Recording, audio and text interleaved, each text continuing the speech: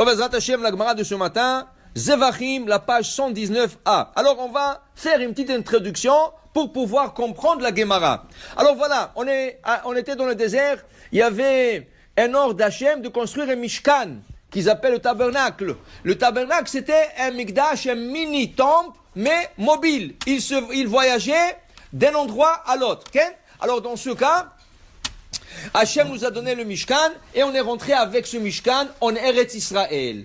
En Eretz Israël, ils ont placé le Mishkan dans un endroit qui s'appelait Gilgal.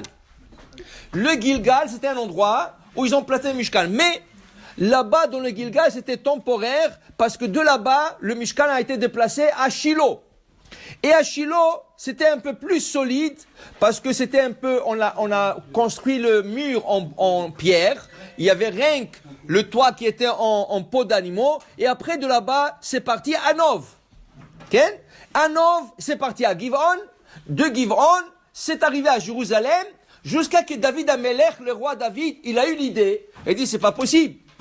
L'arche sainte, la Shekhinah, la présence divine réside dans une tente. Et lui, David, il réside dans un palais magnifique, en bois, en pierre, en marbre, tout ce que tu veux. C'est pas possible. Alors il a eu l'idée de construire Beth Amikdash, une maison, pour que le temple, le Mishkan ne voyage plus. Mais Hachem lui a dit, David, avec tout le respect, Bezrat Hashem, c'est pas toi qui vas le faire, c'est ton fils, le roi Salomon, qui va construire le Beth Amikdash. Mais regardez un peu que le Mishkan, il a voyagé. Il a voyagé d'un endroit à un autre. Maintenant, il y a une halakha que la Gemara discute ce matin. La halakha est, une fois que le Mishkan est en place, on ne peut plus sacrifier n'importe où. Qui veut dire, avant qu'on a eu l'ordre de construire le Mishkan, quand tu voulais offrir un sacrifice à Dieu, tu veux le remercier. Il t'arrivait un grand miracle pour toi, tu veux remercier Dieu. Ta femme vient d'accoucher, tu veux le remercier. Okay? N'importe quoi, tu veux faire un sacrifice à Dieu. Comment on fait un sacrifice? Tu vas dans ton jardin là, tu construis, tu prends une pierre, tu fais un petit autel et tu sacrifies le sacrifice et tu dis ça c'est pour Hachem. Et tu brûles le sacrifice. Okay? Une fois que le Mishkan a été construit, nous n'avons plus le droit de sacrifier en dehors du Mishkan. Si tu veux faire un barbecue personnel, tu veux égorger de la viande et tout ça, il n'y a pas de problème. Ça c'est pour toi personnel, fais-le où tu veux. Même après que le Mishkan est construit, même après que le temple est construit. Mais un sacrifice, une fois que le Mishkan est construit, tu as le droit de le sacrifier que dans le Mishkan. Mais il y aura des exceptions. Il y aura des places où, malgré qu'il y avait un Mishkan, tu auras le droit de sacrifier partout. Par exemple, première station, Gilgal. Le Gilgal, vraiment, c'était temporaire. Là, il y avait une place là-bas, il y avait un Mishkan. Tu pouvais venir là-bas, mais tu pouvais aussi sacrifier là où tu veux. Parce que c'était temporaire. Okay? Shiloh, c'était un peu plus solide. Pourquoi? Parce qu'à Shiloh, ils ont construit déjà des murs en pierre. Seulement, ils n'ont pas mis le toit. Ça aussi, c'était un peu plus solide, mais temporaire. Après ça, Nov, et après ça, Giv'on. La Gemara, ce matin, discute de ça. Baoul Yerushalayim, arrivé à Jérusalem, c'est fini.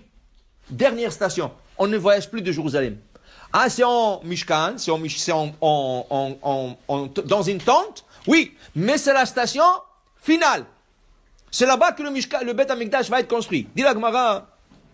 La Gemara nous emmène un verset dans le livre de Devarim, Kilo vatem adata et la menucha ve la nachala. Vous n'êtes pas encore arrivé à la menucha, ça veut dire dernière station, et la nachala à l'héritage. Dit la Gemara, menucha, station, c'est Shiloh. Malgré que ça va se déplacer de Shiloh, mais quand même c'était une station. Une bonne station parce qu'il y avait déjà des murs en pierre. Nachala, héritage. L'héritage, c'est un peu plus solide, c'est Jérusalem, dit la Gemara. Okay? Alors la Gemara dit ici, la Gemara va discuter ce matin de Menucha Nachala. Est-ce qu'on parle Menucha Nachala, c'est Shiloh, Jérusalem, ou Menucha Nachala? Non, dernière station, c'est Jérusalem. Alors peut-être le verset, il parle que de Jérusalem. Alors le rabbin, ce matin, ils sont en train de discuter. Un, il dit, Menucha c'est Shiloh, Nachala c'est Jérusalem. L'autre qui dit non, Menucha c'est Jérusalem, Nachala c'est aussi Jérusalem. Et ainsi est l'opinion de Rabbi Shimon Bar Yochai qui a convaincu à la fin les élèves de Rabbi Ishmael que c'est ainsi Menucha ve Nachala. Maintenant, La Gemara se pose une question. Quand on avait le Shiloh et on n'avait plus le droit de sacrifier ailleurs, comment ça se fait que le père de Samson, Shimshon Agibor, le père, il a sacrifié une chèvre en dehors du Mishkan? Qu'est-ce qui est arrivé exactement? Vous savez que Shimshon, son père s'appelait Manoach. Sa femme, ou sa mère plutôt, elle s'appelait Tselalfonite. Manoach et Tselalfonite. La Gemara en Baba Batra, il nous emmène toutes sortes de noms qu'on ne connaît pas dans la Torah, mais la Gemara le reçoit. Par exemple, comment s'appelait la mère de David Amelech? Nitzevet bat Adiel. Et le kabbaliste, ils disent, si tu dis ce nom 17 fois avant de commencer Shachrit, ta prière est acceptée. Nitzevet ou Natzevet bat Adiel. Ken? La mère de Samson, c'est l'alphonite. Ken? La mère d'Avraham Avinu, Amtelai bat Karnevo. La mère de Haman, Amtelai bat Orevta. Là-bas, regardez la Gemara. La Gemara emmène là-bas tout ce nom. Maintenant, c'est écrit là-bas que Samson, ses parents, la mère était stérile.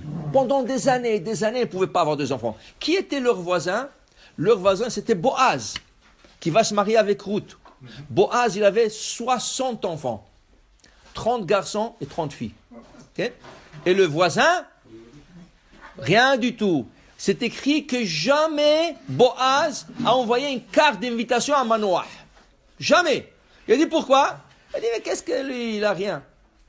Boaz Bliainara, chaque 2 jours, chaque semaine, chaque mois, bar mitzvah, brit milah, hatuna, bar mitzvah, brit milah, hatuna, 60, chacun il se marie, tu t'imagines la famille. Et Manoach, wallo.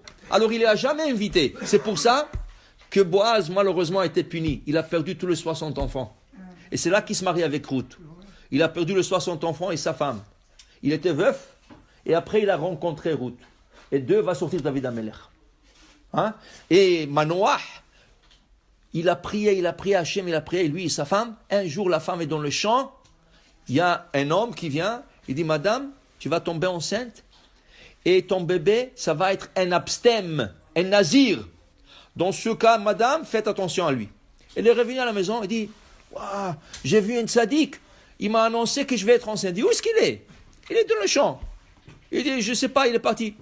Manoach, il a pris Hachem. S'il vous plaît, Hachem, retournez ce tzaddik qui nous parle encore. J'ai besoin de savoir plus de détails. Il est revenu, mais il ne sait pas, c'est pas un tzaddik. C'est un ange. C'est un ange. Il a rencontré, il a dit, qu'est-ce que je fais? Il a dit, voilà. Il lui dit que tu vas avoir un garçon, il va être abstème, mais toi, madame, tu dois t'abstenir du vin. Et tu ne manges pas le raisin. Et tu ne prends pas le vinaigre de raisin. Tu ne prends rien. Même le pépin de raisin, tu ne prends rien. Et comme ça, lui, il va être kadosh. Il va être sacré du ventre. Et Baruch Hashem, elle a écouté. Et là, maintenant, qui lui a annoncé ça? Manoach, le père de Samson, il dit, s'il vous plaît, il ne sait pas que c'est un ange. Il ne sait pas qu'il parle à un ange. Il pense qu'il parle à un tzaddik. Il dit, s'il vous plaît, on va faire un sacrifice pour vous. S'il vous plaît. Il a pris une chèvre. Il a pris une chèvre. Il avait une pierre là-bas. Il a égorgé la chèvre. Il a mis du feu sur la pierre. Il a dit, on va faire un petit michoui, hein, un barbecue. Et s'il vous plaît, mangez avec nous, on va faire un soda pour ce beau annonce-là que vous m'avez fait ce matin. Vous m'avez réjoui, vrai béhémet. Alors je veux faire. Il dit, non. Si vous faites quelque chose, faites-le pour Hachem. Moi, je ne mange pas. Il dit, s'il vous plaît. Il a mis le feu. Il voulait mettre la chèvre. L'homme qui était en face de lui est sauté dans le feu. Et il le voit monter dans le ciel. Il a compris que c'était Malach. C'était pas un homme. Il a dit, waouh, la femme, on va mourir. Il dit, pourquoi tu vas mourir? Il a dit, on a voué Malach. C'est assourd de voir un Malach. Il dit, non. Si Hachem veut que tu aies un bébé, tu penses que tu vas mourir. Tu vas pas mourir. Et c'était quand. Alors la Gemara pose une question. Comment Manoach n'a pas emmené le sacrifice à Mishkan Shiloh? Comment il n'a pas sacrifié dans le Mishkan? Dit la Gemara, c'était différent. Ora'at sha'aita. C'était exceptionnel. Et juste à côté de lui, il y a un malach. Si c'était interdit, le malach l'aurait arrêté. Le malach l'aurait pas dit. Si vous voulez, faites-le pour vous. Hein. Moi, je ne mange pas, lui a dit.